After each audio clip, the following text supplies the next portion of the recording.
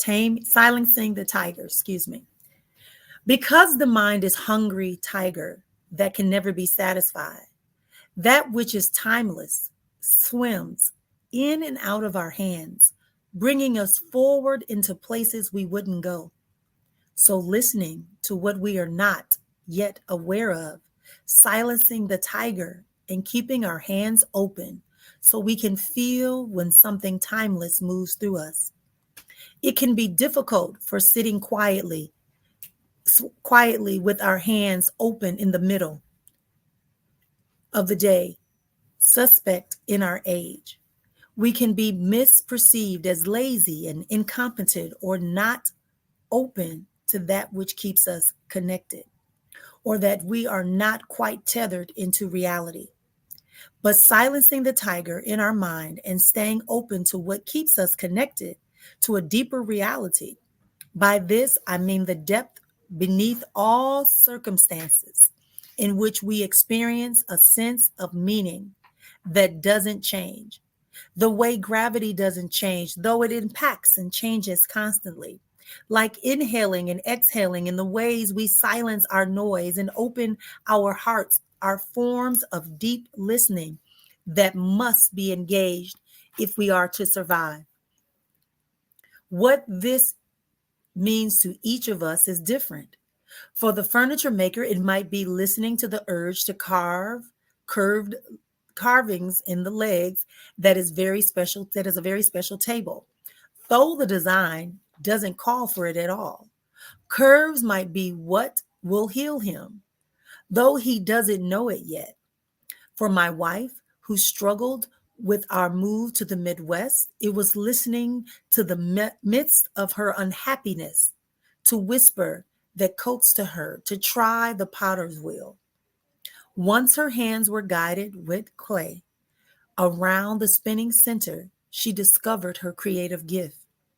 For me, it was listening to the fundamental uneasiness at the misunderstanding that led me to pull a book from a publication.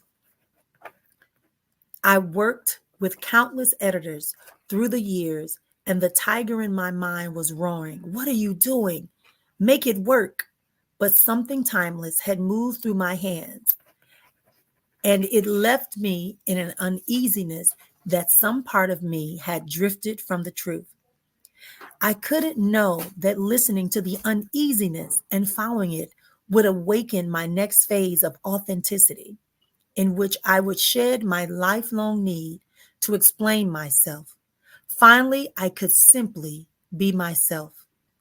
In truth, my heart was had a hearing loss, has only pointed to the physics of listening we all face.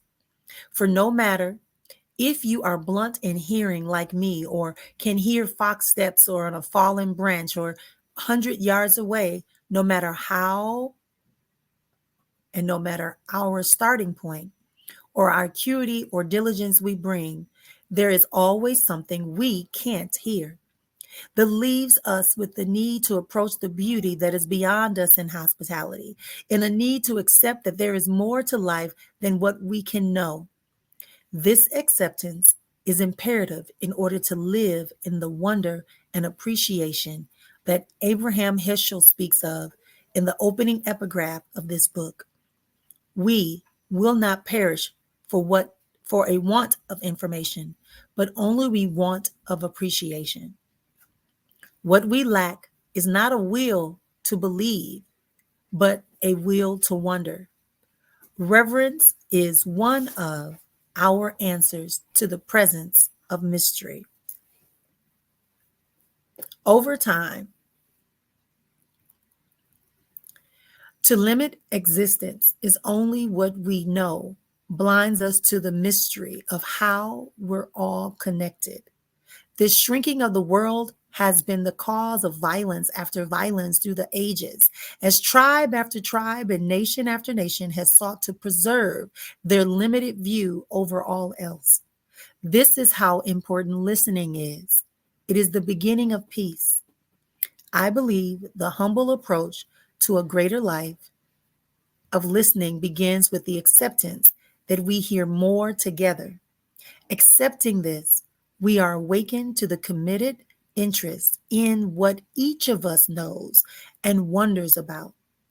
This committed interest in each other and the life around us is the basis of reverence. Over time, I have found that the ability to listen for what we are not aware of has nothing to do with right or wrong, or good or bad, or neat or sloppy. In fact, judgments seem to make what is calling put back, the way loud noises cause deers to retreat into the woods. This is why sitting in the midst of our own life with our swollen hands open will deepen our listening, because 1,000 possibilities to live await for us to stop, so we can meet them in the center of the point of silence. Once there, we are touched by the life directly, without the overlay of lengthy instructions, and we've been given since birth. Again, that was from 7,000 Ways to Listen by Mark Nepo. So we thank you for that. It's such a beautiful experience. That book was nice. So if you want to find us, if you want to find it, go ahead and find it in the bookstore.